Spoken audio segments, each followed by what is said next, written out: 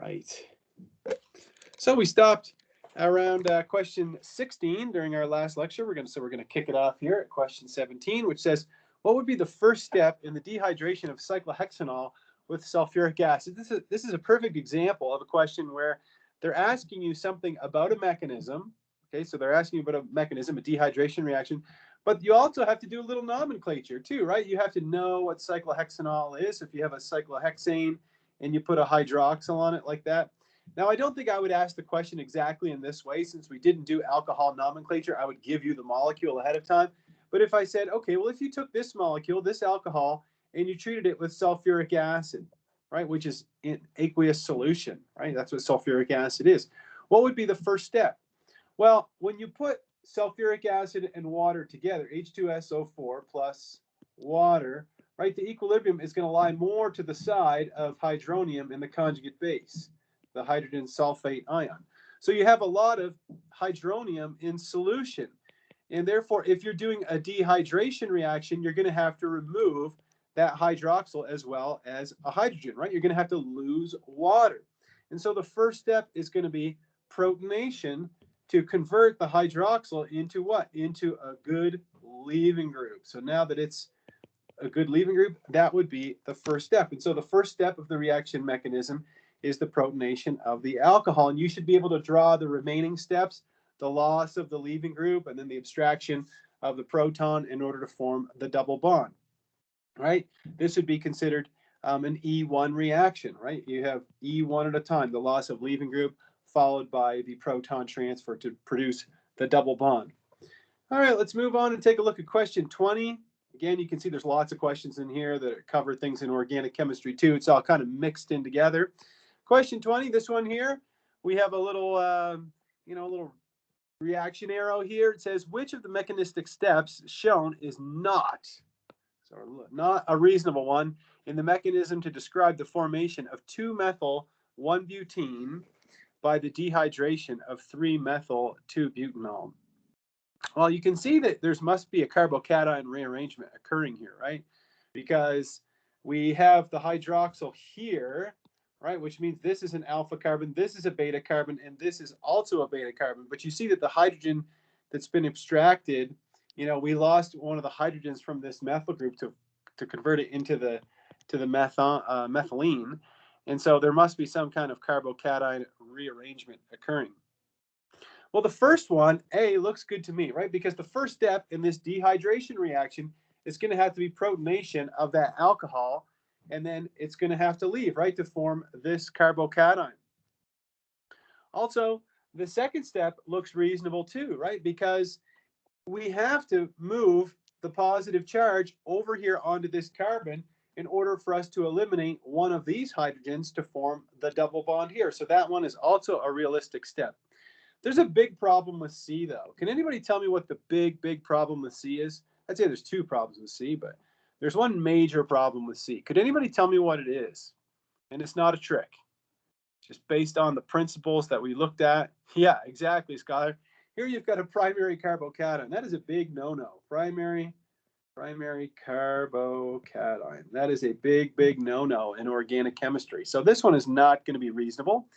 And then once you produce this carbocation right here, D simply shows the water coming in and behaving as a base and abstracting one of the protons from this methyl group in order to produce the double bond where we want it in the molecule. So A, B, and D are all perfectly reasonable mechanistic steps. C, not only are you not going to form a primary carbocation, but why in tarnation would you form a carbocation way on this end of the molecule if there's no double bond on that end of the molecule? So there we go. C is the most reasonable answer for something that is not going to happen in the mechanism. All right, and it's a good example of the type of question where you actually do have to have an understanding of mechanisms in order to master the content. All right, let's move over to question 30. Question 30, where are you? Over here. Okay. Predict the major product of the reaction shown below. So we have this secondary alcohol. We have this cyclobutane group here. So this is an example of a problem where you kind of just have to think your way through it, right? And use your organic chemistry prowess to determine what's going to happen here. Let me show you, because this question involves a ring expansion, and I'll show you what that is. If you have your hydrogen bromide, right, which is a strong acid, what's the first step? It's going to be protonation of the alcohol. You notice that there's no oxygen in any of the final products. So that tells you that the oxygen must leave, right? You're going to have to lose water. So we're going to convert that hydroxyl into a good leaving group. Let's draw what you'd end up with in that case. So we end up with something that looks like this. I'm just going to use bond line structures. Oops, that bond's a little long. There we go. We're going to have our water, or our good leaving group here. So we're going to lose that leaving group, and then let's draw the carbocation that is produced. So we're going to end up with a carbocation right here. Well, we have a four-membered ring, right? We have a four-membered ring. Now, there's no hydrogen shift that can occur here. And if we were to undergo a methide shift, we still end up with something that's completely unstable, right? If you were to say, or very unstable, I should say, right? If you were to draw this mechanism and then just say, and this is wrong, but I'll just show you, okay? And a lot of these questions can be solved by process of elimination. If you were to draw this, then that would mean that the bromide would come in and it would attack right here. There is no bromide here and there is no bromide here. So that cannot be the answer. Okay, that's got to be wrong. Well, what else can happen? Let me show you. What happens is that a five-membered ring, we know, is more stable. Oops, how do I delete this? A five-membered ring is more stable than a four-membered ring. So what you're actually going to get is you're going to get a rearrangement. Okay, this is a rearrangement. Okay, and that ring is going to expand so that it gets converted into a five-membered ring. And again, we know that five-membered rings are much more stable, right? So now we're going to have our methyl group, and that's this methyl group right here. And then on this methyl group, now we're going to have a positive charge, right? Because we moved this pair of electrons into this empty p orbital, okay? And now this carbon is going to be electron deficient. So what's going to happen next is that the bromide is going to come in and act as a nucleophile. So our bromide comes in like this, and we end up making C, which is the final product. Again, if you were to try to just do the methide shift, I would say that's actually not that unreasonable to say, well, you know, you could do a methide shift, you know. But the problem is that none of the products that involve a cyclobutane ring have that bromine at this, you know, junction, or that part of the, on the ring directly. And therefore, this is going to be the most reasonable answer of all. Let's take a look at number 31. 31. Which is the proper representation of the flow of electrons in this E2 elimination? So we get an E2 reaction. Remember, E2 together, everything happens at the same time.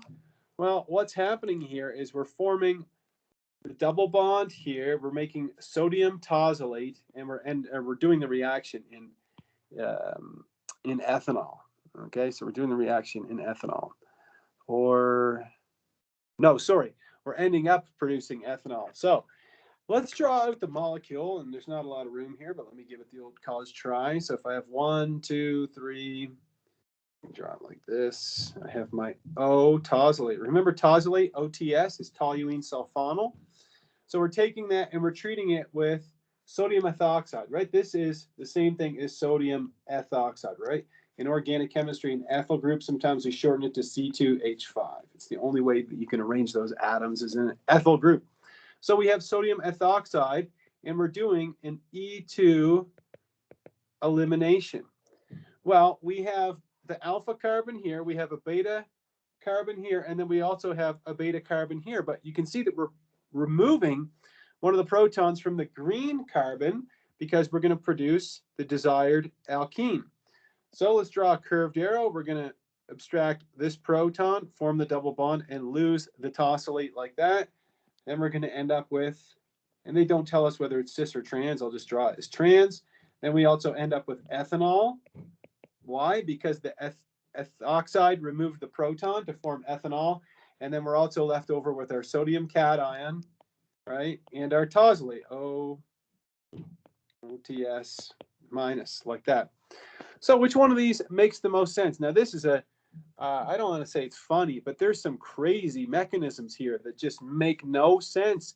Even if you didn't, I don't know, even if you couldn't draw the E2 mechanism, which I think all my students can do, I mean, you just look at some of these answers and they're just so way out in left field.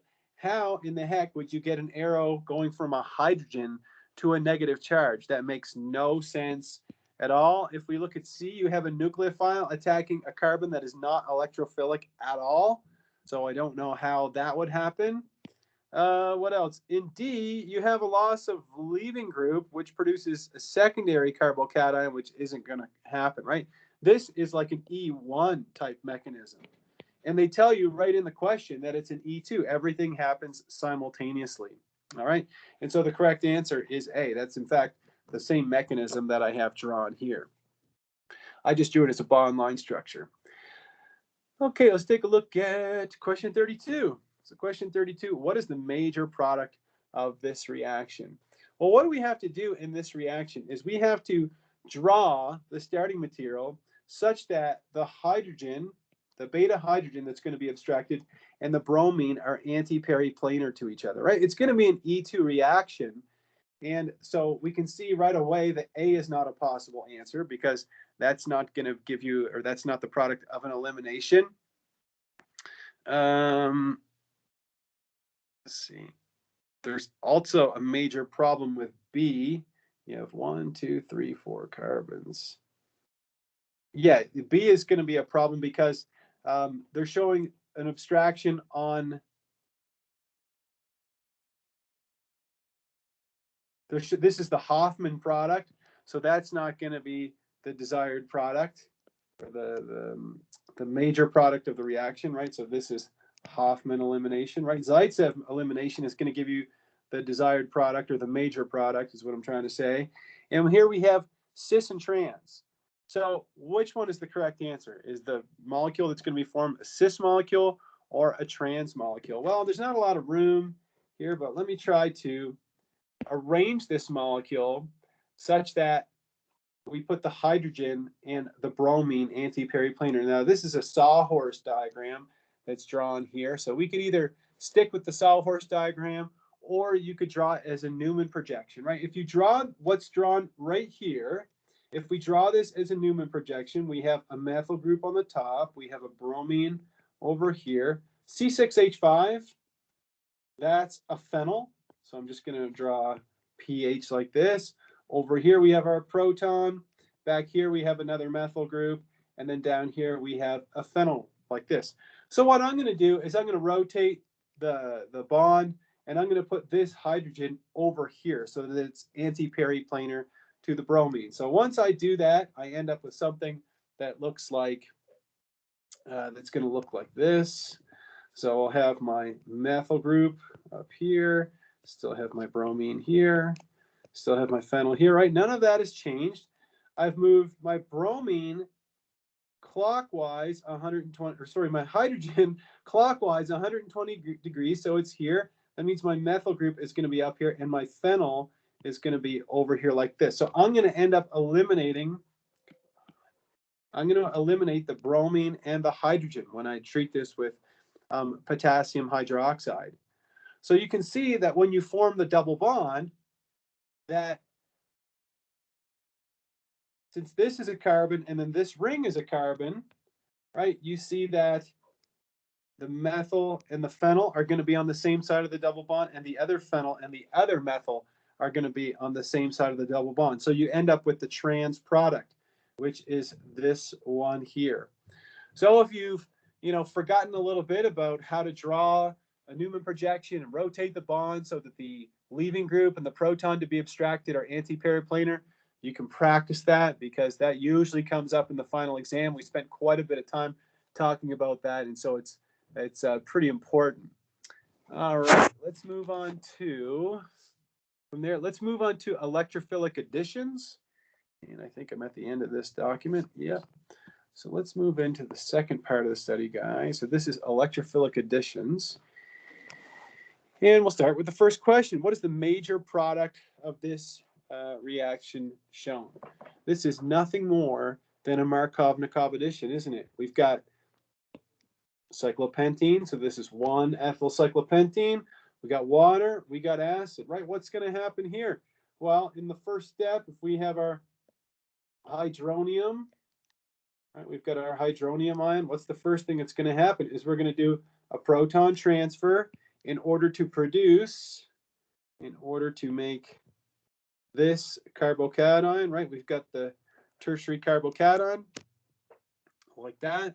Then water's going to come in as a nucleophile, right? So water's going to come in to the here, and then we're going to have a proton transfer, which I'm not going to draw, and we're just going to end up with a tertiary alcohol. So here's my hydroxyl, like that. All right, so that is B. Not much to that one, just a standard Markov-Nikov addition. I'm sure that you don't even have to draw the mechanism for that one. There's no carbocation rearrangement that's going to occur.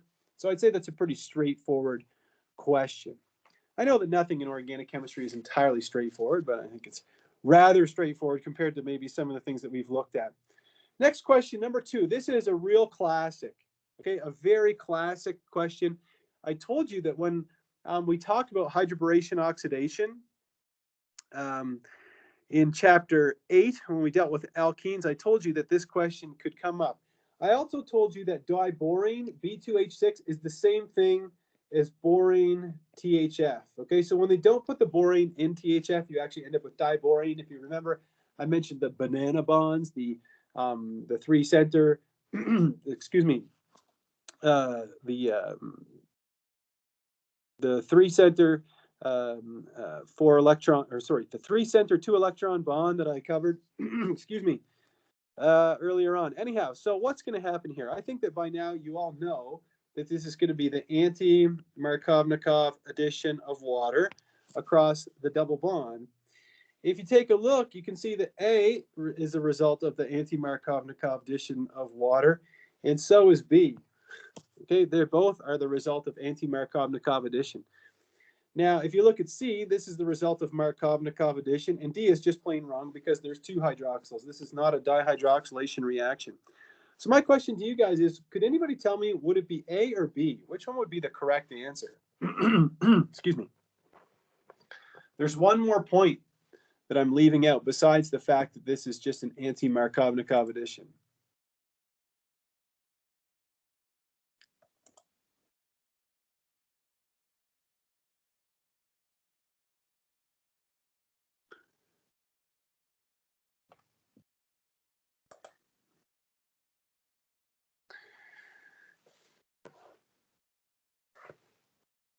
Let's see, Chris and Stephanie, both correct, right?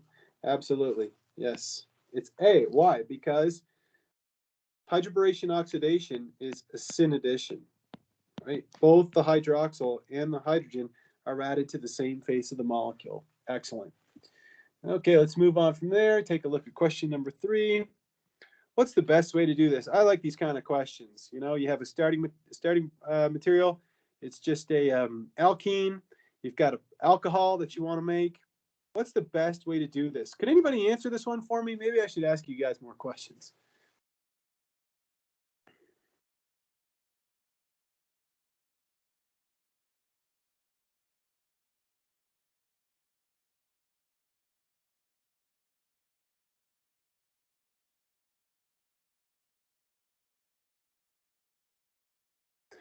Yeah, let's take a look at A.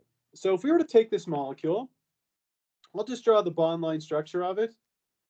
So it's 3-methyl-1-butene. If we were to take this and we were to treat it with H+, okay? If we do that, we're going to do the rich get richer, right? We're going to end up with this carbocation. The problem here is that now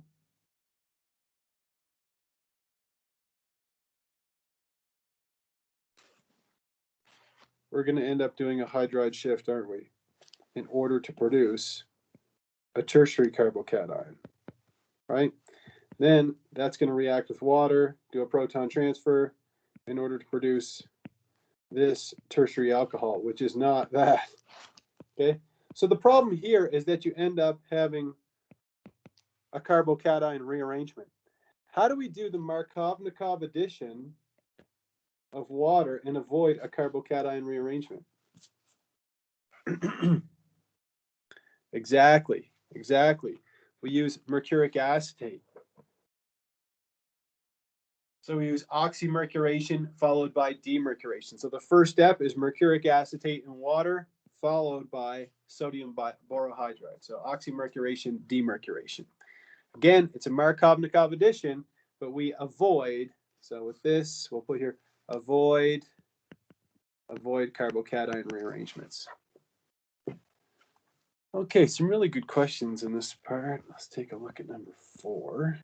Predict the product from the reaction shown below. So this is nothing more than drawing a reaction mechanism and seeing what you get. Let's draw our HCl. We'll do a proton transfer, right? The rich get richer. I'm going to draw a bond line structure just to keep things a little simpler here for me. So I end up with this compound. I have an ethyl group here and an ethyl group here, right? Yeah. Okay, so I end up with this carbocation is produced, right? But I also have this hydrogen right here. And that hydrogen can do a hydride shift to produce the more stable tertiary carbocation. Remember, if a carbocation rearrangement can occur, it will. So that means that the chloride is then going to do its nucleophilic attack on this. Oops, let me fix that curve arrow. It's going to do it on this carbon right here, which would end up producing A. All right, so you got to know how to draw the proton transfer step. You've got to assess that there's going to be a carbocation rearrangement and then the nucleophilic attack to produce A. A little bit more practice with mechanisms, right? So you can see how the ACS does thoroughly test you with on mechanisms. And I'm going to try to do the same thing on my examination. All right, number 7. Which set of reagents will carry out the following transformation? So number 7. I'll let my students answer this one if anybody's got a good idea.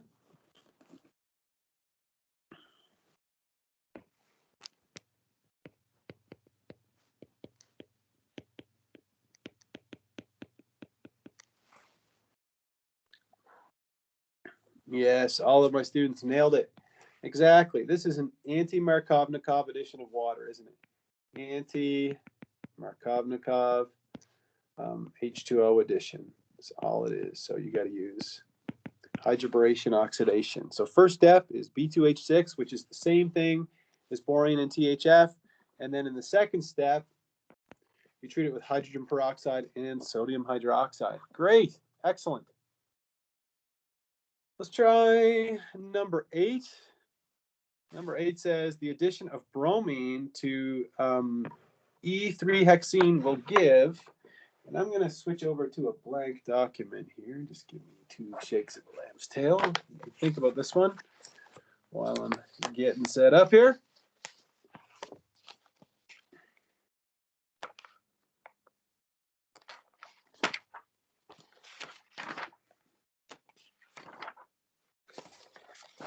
Right. There's my apple pencil. Okay, let's take a look here. And I think I have some room down here. No, that would be too easy. Okay, so this is question 8. And here's the question. And this is one where I would probably use some scratch paper. You're starting it with this alkene. Okay, we have trans 3-hexene. And we're going to treat that with bromine. Now, you don't even have to do the, or you don't even have to draw out the mechanism here. But you know that bromination is going to result in anti-addition, right? One bromine is going to end up on one face of the molecule, and the other bromine is going to end up on the other face of the molecule. So the way that I'm going to draw the product is I'm going to think about, you know, the molecule is having a, right, this bond, or this carbon is planar, it's trigonal planar, as is this one here. So I'm going to think about that bond, those 2 carbons as being totally flat. And what I'm going to do is I'm going to draw the molecule in such a way that I have those two carbons that were in the double bond. I'm going to have one bromine going up on the top face of the molecule. I'm going to have the other bromine going down like this. And so if this bromine is going up, right, on this carbon, that means that both of these groups are going to be pointing down. So the hydrogen is going to be pointing down into the back, and this one's going to be pointing down, the ethyl group, but it's coming out towards us. I'll just write ET to replace that. So I have this proton as being up and coming towards us, and the ethyl group is going into the back like that. Now, what are the possible answers? I don't have it open right now, but it's something like a meso compound and all this kind of stuff.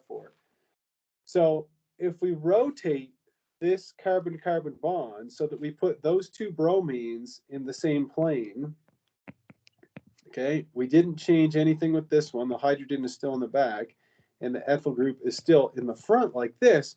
But when I rotate this bond, right, and I rotate these, now my ethyl group is going to be coming out in the front like this, and my hydrogen is going to be going in the back like that. So I actually end up with a meso compound. And our textbook actually has many examples where he gets you to do this kind of thing, you know, syn addition and anti-addition. Where am I? There we go.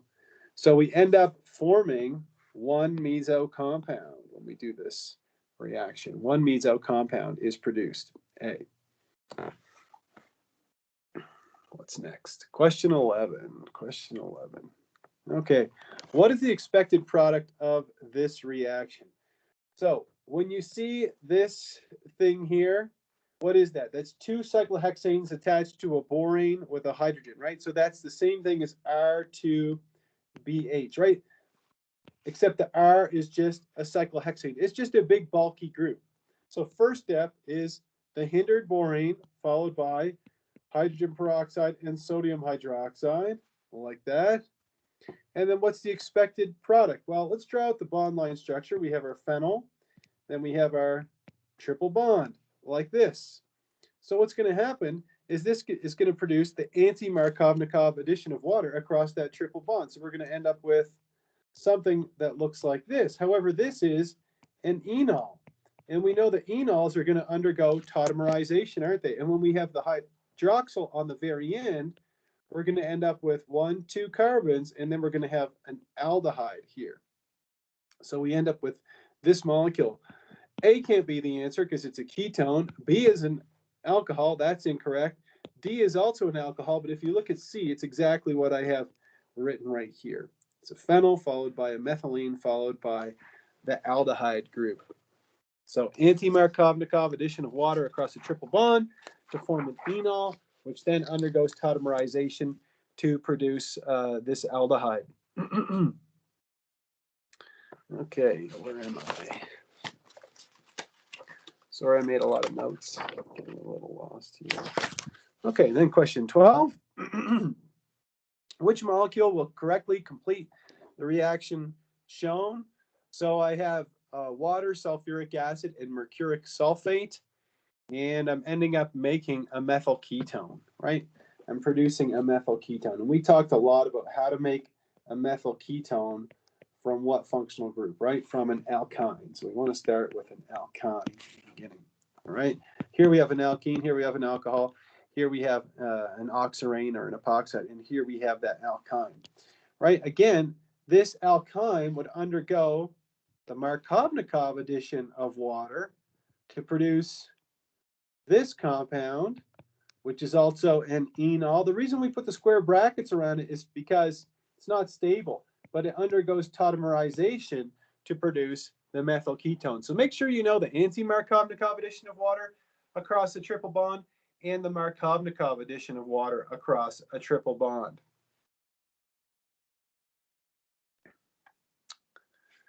Question 12. No, that was question 12. We want to take a look at question 13. No, question 16. Question 16. All right. What's the best reagent to complete this transformation, to go from the alkene to the epoxide. Can anybody tell me the answer to this one? Just, kind of throw it out there at me.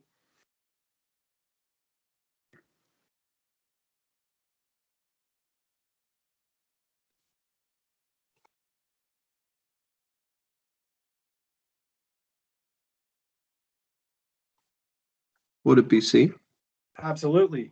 100%, right? It's going to be the peroxy acid.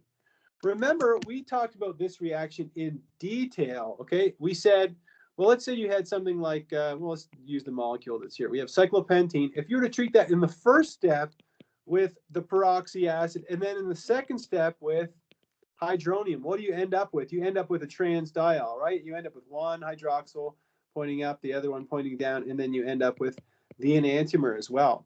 Now, I told you that you didn't have to be able to draw the mechanism, but I told you that you should understand the mechanism, and that in the first step of the mechanism, okay, the first step when we treat it with RC3OH, which is called a peroxy acid, one that we looked at was MCPBA, metachloropurbenzoic acid. Okay, what do you get from that, part of the reaction is you end up forming the epoxide like this on one face of the molecule. And then in the second step, the hydronium came in, right? And you protonate and then you pop the ring open, okay? So make sure that you know that the only way that we have to make an epoxide, right? This is called an epoxide, is to use the peroxy acid, which again could be RC3OH, which is just some generic peroxy acid, could be acetic peroxy acid or metachloropurbenzoic acid. Okay? Okay. Let's move on from there and take a look at question number 19. All right. This is a hydrohalogenation reaction, right? I'm hoping you should be able to look at these conditions and say, well, I've got an alkene, I'm treating it with bromine and water. It's a hydrohalogenation reaction. It's a reaction that we looked at in detail. What first happens when that alkene hits the bromine dissolved in water is that you first form a bromonium ion, right? If you put an alkene, most alkenes in water, nothing's going to happen. But what happens here is you end up forming a bromonium ion. I'm just going to draw it pointing down like this. So you end up forming a bromonium ion. And then instead of bromide coming in and acting as a nucleophile, since you're in water as the solvent, right? Water is your solvent. You have a lot more water molecules than you have bromide ions floating around. And so the water comes in as a nucleophile. Now you should know that this is an anti-addition. So the bromine is going to be up and the hydroxyl is going to be pointing down, which is going to help you choose from the answers. But you also have to take regioselectivity into account, and that the water is going to attack the more hindered carbon. And I explained why. It's because the transition state places some carbocationic character on the carbon that undergoes nucleophilic attack. And so since the carbon that I have highlighted is more comfortable with that partial positive charge, it is where the nucleophilic attack of the water is going to occur. So we end up with a molecule that looks like this. So we'd have, our methyl group, then we'd have our bromine like this, and then we'll have our hydroxyl pointing down like this. Now, if you look at the possible answers, A can't be correct because the hydroxyl and the bromide are on the same side. We'll skip B. What's the problem here is that this is an anti-addition, but you see that the regioselectivity is wrong. The hydroxyl should be on this carbon. And then here in D, what's the problem here? Is that this is also the regioselectivity and the stereoselectivity. They're both wrong. So the answer is B, right? My regioselectivity is correct, and it also shows anti-addition, right? The bromine is pointing up and the hydroxyl is pointing down. And so B is the correct answer, right? Not only do you have to know, okay, halohydrogen formation, but you have to understand a little bit about the mechanism and why we get anti-addition and why. Did I draw the hydroxyl on the wrong one? I did. Nobody stopped me. Okay. It should be this. Like that. So there we have it. All right. Let's move on from there.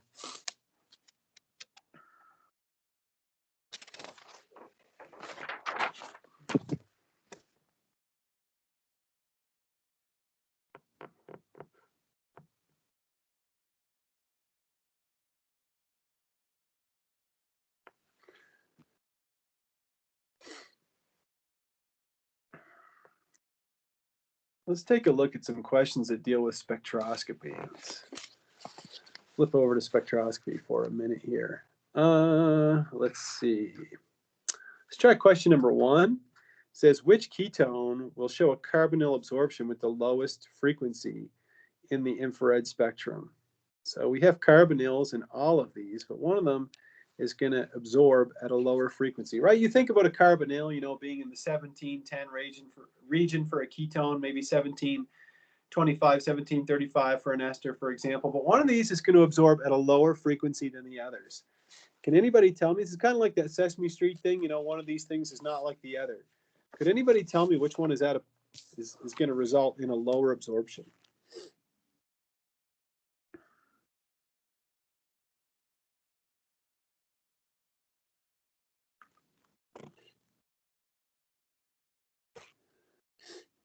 So A is just a plain old ketone. Right? A, we have a ketone. And I think that this is a question I asked on your quiz, on your spectroscopy quiz. Right? It's based off of the fact that wave number is equal to 1 over 2 pi multiplied by the square root of K over mu. Mu is the reduced mass, but K is the force constant. So what does that tell you? It tells you that wave number is directly proportional to the force constant, which is the same thing as bond strength, right? So if I'm looking for a lower wave number, I'm looking for a weaker bond. Can anybody tell me which one of these carbonyls is going to have the weakest bond?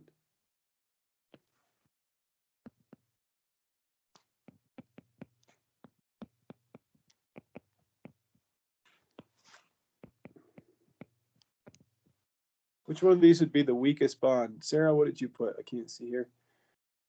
Oh, I see D. So D is also just a plain old ketone.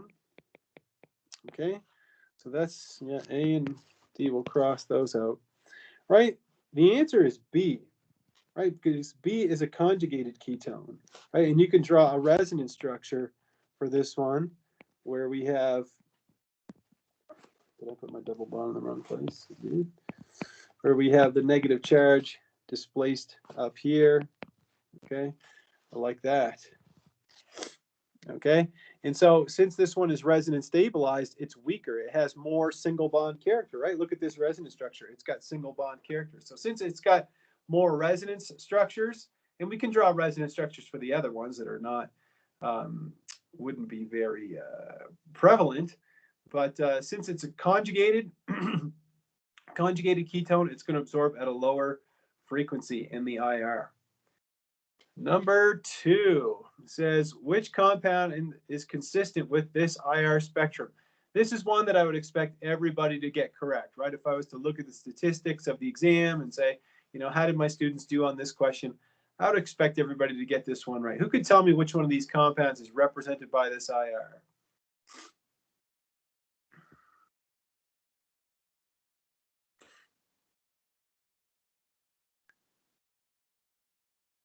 Yeah, thanks, Lauren.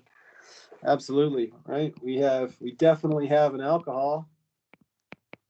We have the oxygen-hydrogen stretch from an alcohol. We have no absorption at 1700. It's not a ketone. We don't have the absorption for the carbonyl, and we don't have the aldehydic stretching at 2750 and 2850. It's not an ester. We have no big, strong absorption here or here. So all of those are out of the running, right? The only possibility is the alcohol. So it is C. That's one I would expect everybody to nail, you know, be able to recognize an alcohol when they see it. Number 3 is not so great because I already did some scribbling on here. Anyhow, let's give it a shot. It says, which is the most reasonable infrared spectrum or most reasonable structure for the compound with this IR spectrum? Well, if we take a look at this one, let's see here. I see that B is impossible, and I know I crossed it out already, but there's no OH stretch, so that's impossible. If I look at C, I don't have an alkyne stretch at around 2200. Or sorry, I do have an alkyne stretch. It's right here. So, but I don't have the alkyne CH stretch, right, which is around 3300. So that's missing. Maybe I could color code that. So this stretch is missing, so it's not C. So then we have the other ones. This stretch here, okay, is right around, if this is 2,000, this is 2,100. It's right around 2,200. So this is 2,200 reciprocal centimeters. So this tells us that it's an alkyne, right? This is the carbon-carbon triple bond stretch. What else? We also have a carbonyl stretch here, and then we have a strong carbon-oxygen stretch above 1,100. So it looks to me like it's around, or 1,000. So you got 1,000, 11. It's hard for me to read this. 14. Anyhow, it looks to me like it's above 2, 3, 4. Yeah, so it's above, right above 1,200. So that's the strong carbon-oxygen stretch of an ester. So this is an ester, and then we also have the triple bond. Again, we don't have the aldehydic stretching, so it's not going to be an aldehyde either. All right, so the best answer here is the ester with the triple bond, right? Again, and I'm just kind of reviewing here. I kind of thought this one through. Here's my alkyne, carbon-carbon triple bond, and then I have my ester here. Remember when you see that strong absorption just above 1,100, in that 1,100 to 1,300 range, that usually tells you that you've got an ester. Number 4 is another one I would expect my students to get pretty quickly. Can anybody tell me which structure is consistent with this spectrum?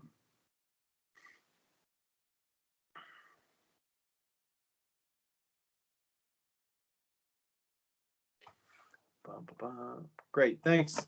Moira, Stephanie, Skylar, you're all 100% correct, right? That one's pretty quick. We have the oxygen-hydrogen stretch from what? From a carboxylic acid. So there's only one carboxylic acid, so the answer is B. Let's move on to question 11.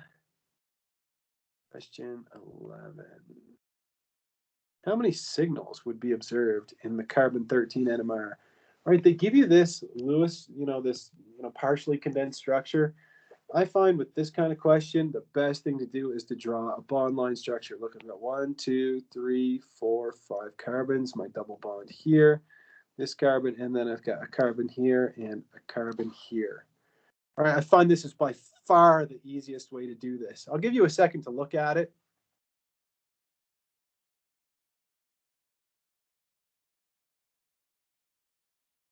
And if you have an answer, just throw it up.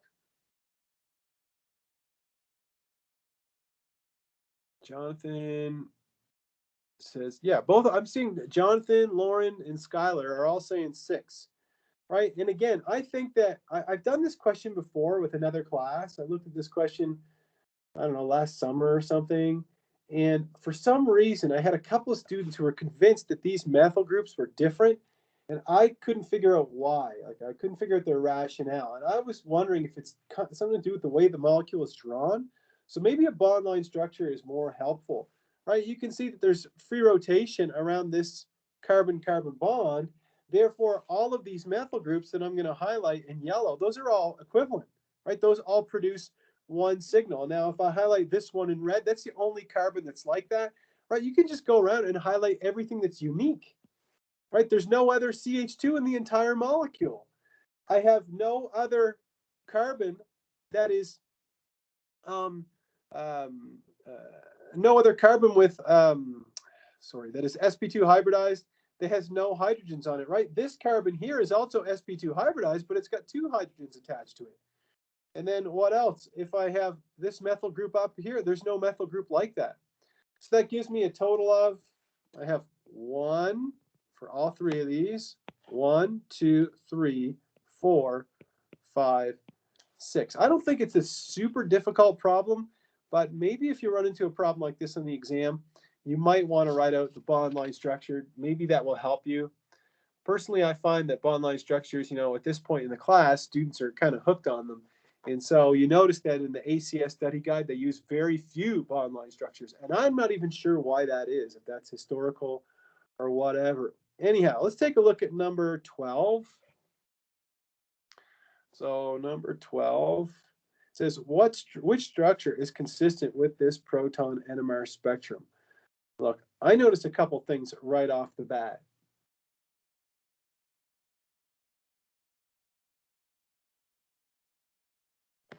we have a signal around 10 parts per million, 10 parts per million. Could anybody tell me what kind of functional group there probably is if I have a signal at 10 parts per million? What do you say, Jonathan? Yes, absolutely. Right, it's probably an aldehyde. Now, if you're like me, you get impatient and you start looking for aldehydes right away. So you can scratch off this one and you can scratch off this ester. So now you've got two aldehydes, right? This is a beautiful aldehyde right here, and we have another aldehyde here. Okay, so it's got to be either A or C. Do you guys remember what it means when I have aromatic protons that are symmetrical like this, when they're both kind of pointing up in the same direction? When I have a doublet of doublets pointing in the same direction like this. Can anybody tell me what that means?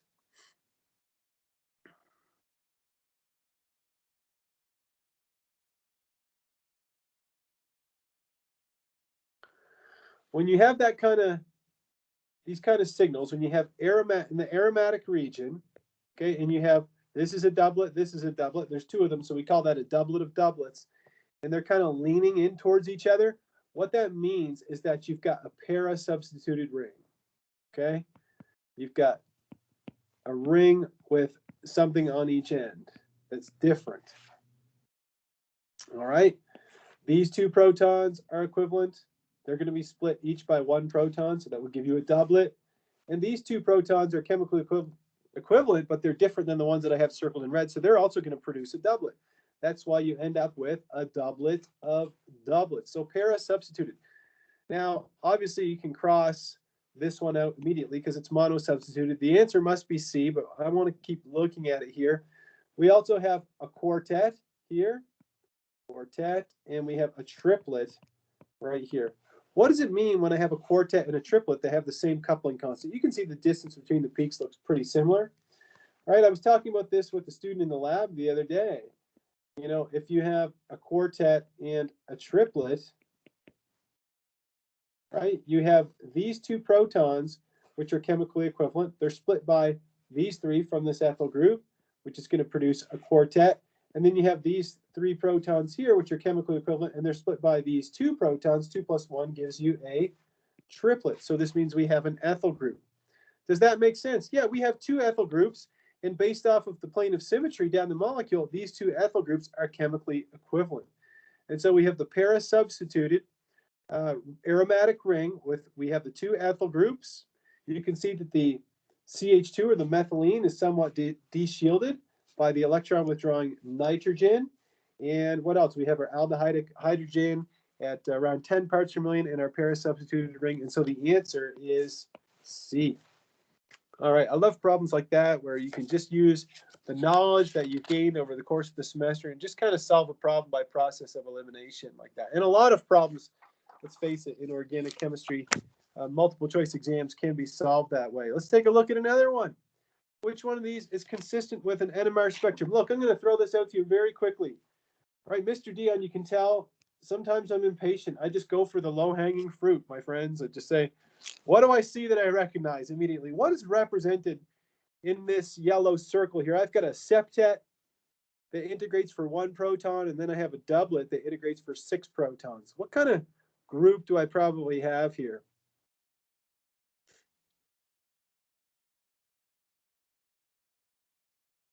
Can anybody tell me?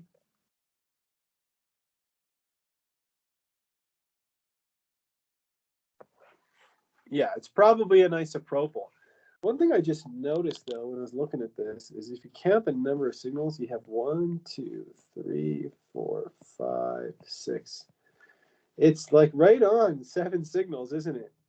What else? We have 2 protons that produce a doublet, and then we have a singlet for 1 proton. Look, right away we can scratch out this one. Right, we only have 2 types of protons in this molecule. This is tert-butanol. There's only 2 signals. You have the tert-butyl group, which would integrate for 9 protons. Then you have the hydroxyl hydrogen. I mean, B is just plain totally wrong. I mean, the splitting would be so different here. You'd have an integration for 3 protons, then 2 protons, then 2 protons, then 2 protons, right? We see no triplet, right? This methyl group would produce a triplet. I mean, so right away you can cross off B off of the list. We'll skip down to D. I mean, if you were to just think about the splitting with D, right? These 3 protons would produce a triplet. Okay, there's no triplet in our spectrum. These 3 protons would produce a doublet that integrates for 3 protons. There's no doublet in our spectrum that integrates for 3 protons. Okay, there is a hydroxyl that integrates for 1, sure. But then these 2 protons are split by a total of 4 protons. So maybe that would give you a quintet or a quartet of doublets or something. But either way, that would give you a multiplicity that's not shown on our spectrum. And the same thing here. It's split by 3 protons and 2 protons. So 5. So there's no sextet on here.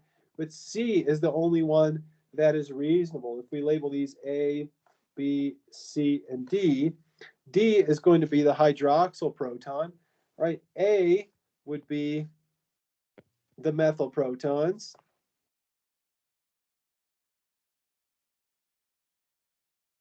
B is going to be this proton. Now it's split exactly into 7 peaks, which is kind of strange because you also have these 2 protons here, but it's the best one. It's definitely the most consistent with the spectrum.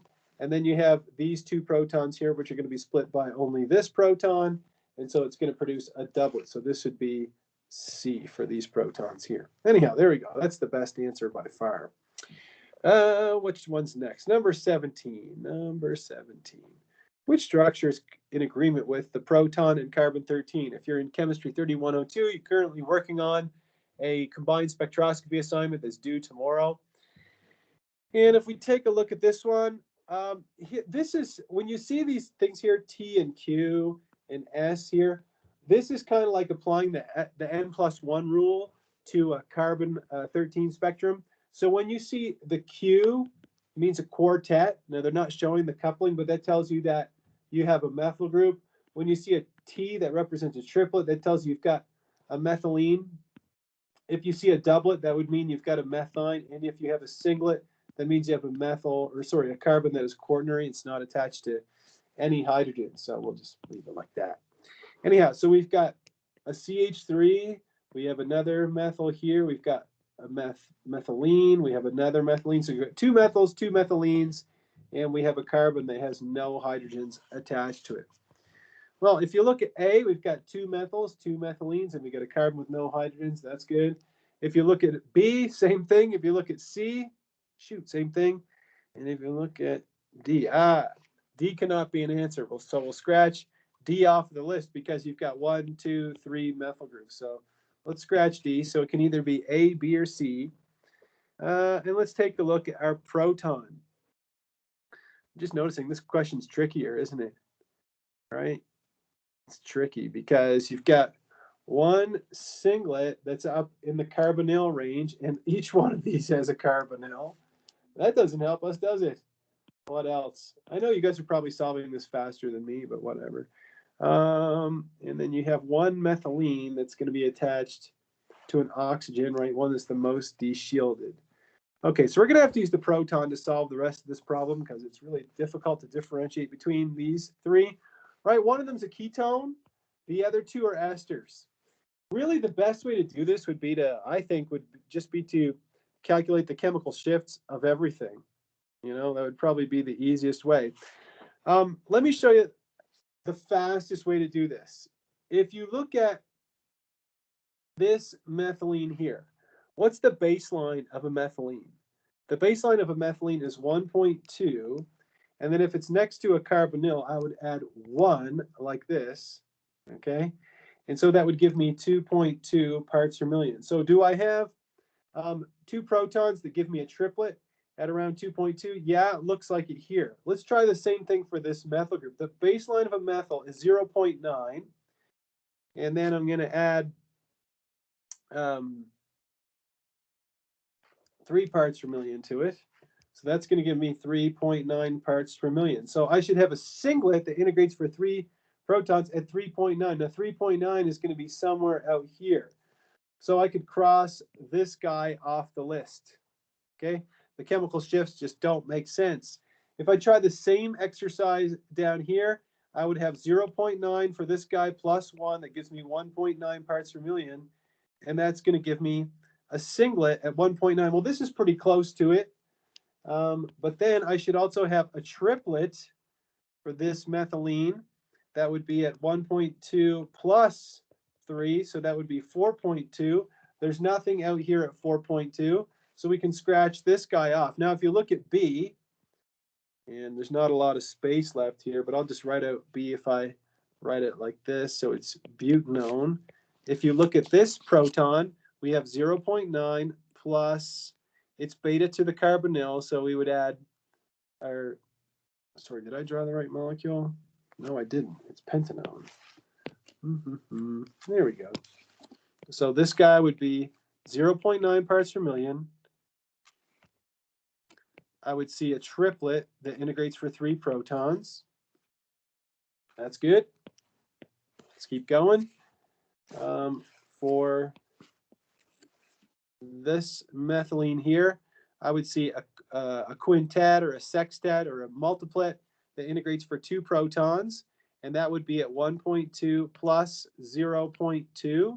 So that's going to be at around 1.4 parts per million. Looks good. That's there.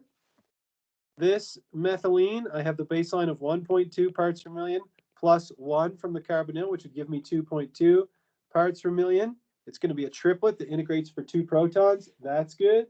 And then lastly, I've got this methyl group, which would give me a singlet at 0.9 plus 1, which gives you 1.9 parts per million. And there you go. That's pretty close to 1.9 parts per million. It's a singlet that integrates for 3 protons. And so the answer is the 2-pentanone is the best answer, is B. It took me a while to solve that one, but you should know the rules that when you have a hydrogen next to the oxygen of an ester, you add 3 parts per million. When you have hydrogen that's next to the oxygen of a hydroxyl, you add 2.5 parts per million.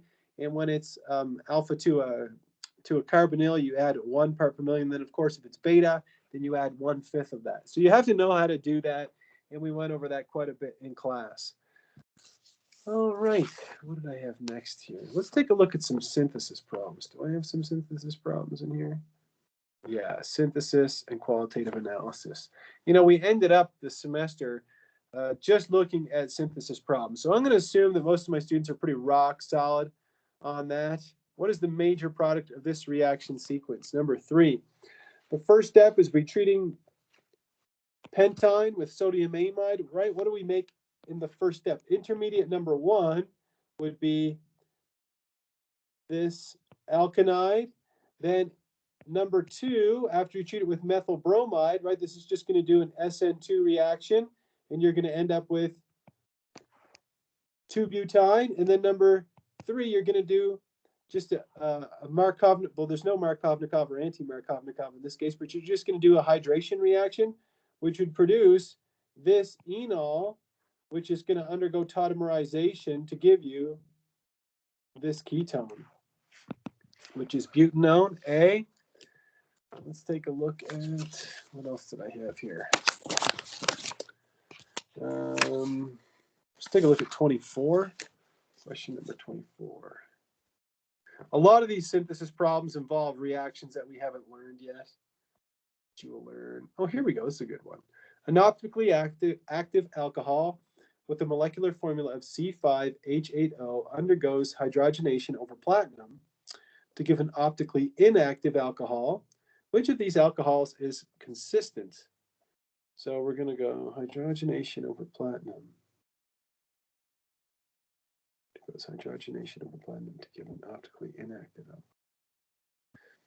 Okay, so something, it's got to be optically active, right? Our starting material is optically active, and this is the molecular formula.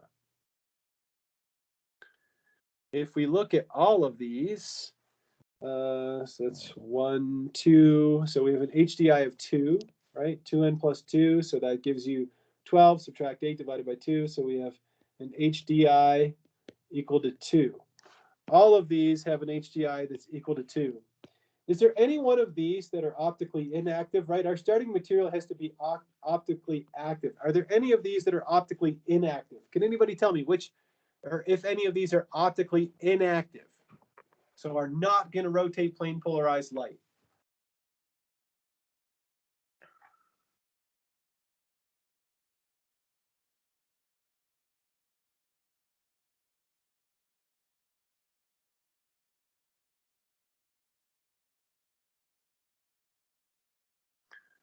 There are molecules here that will not rotate plane polarized light. Can anybody tell me which ones they might be? Not going to do anything. Yeah, thanks, Skylar. The answer is C and D. Right, both of these molecules have a plane of symmetry in them.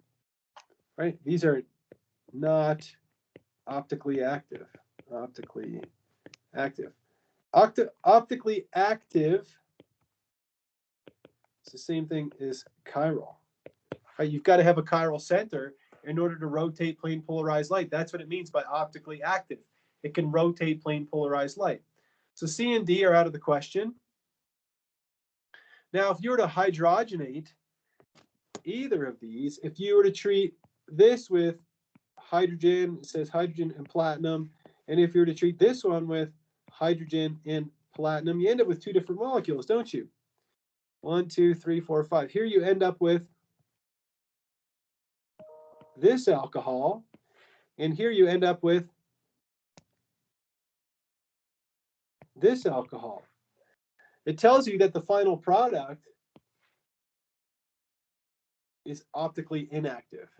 Which one of these alcohols, is it the blue one or the red one that's optically inactive, will not rotate plane polarized light?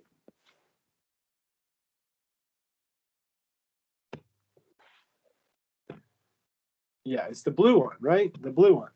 So this is achiral, therefore optically inactive.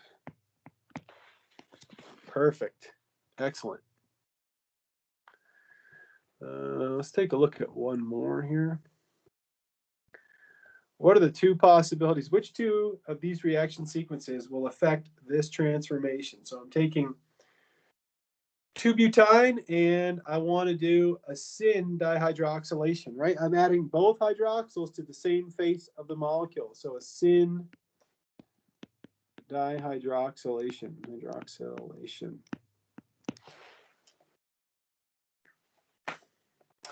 That's actually no. It doesn't have to be a syn dihydroxylation. Just be honest, losing it. Because we're starting out with an alkyne.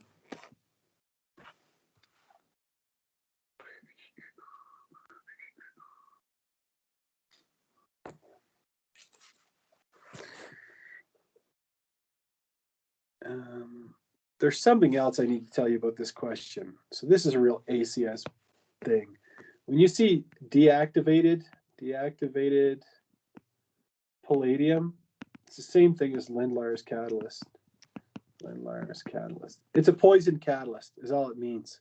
Okay, so poisoned, which means you're going to end up forming the cis alkene, right? So in number 1, you would end up forming the cis alkene. Then you do a syn dihydroxylation with osmium tetroxide.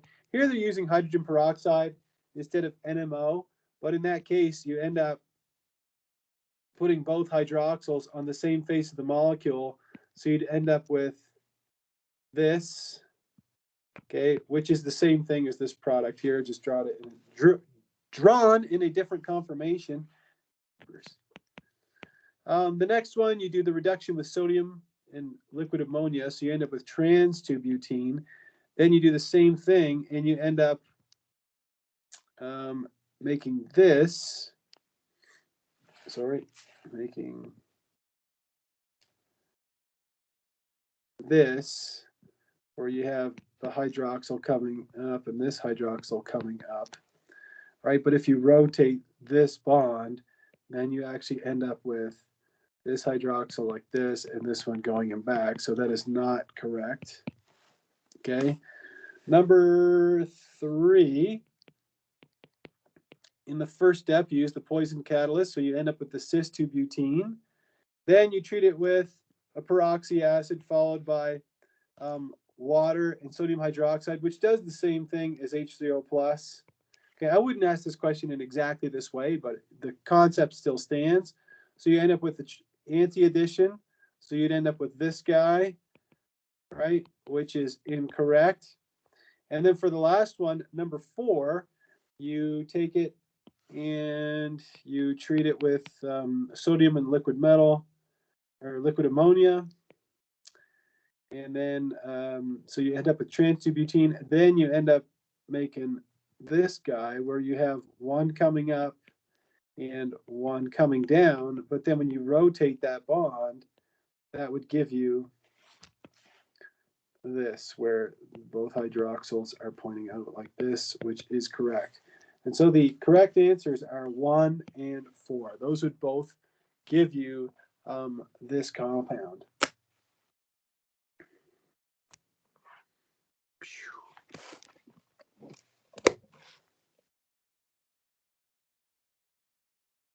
All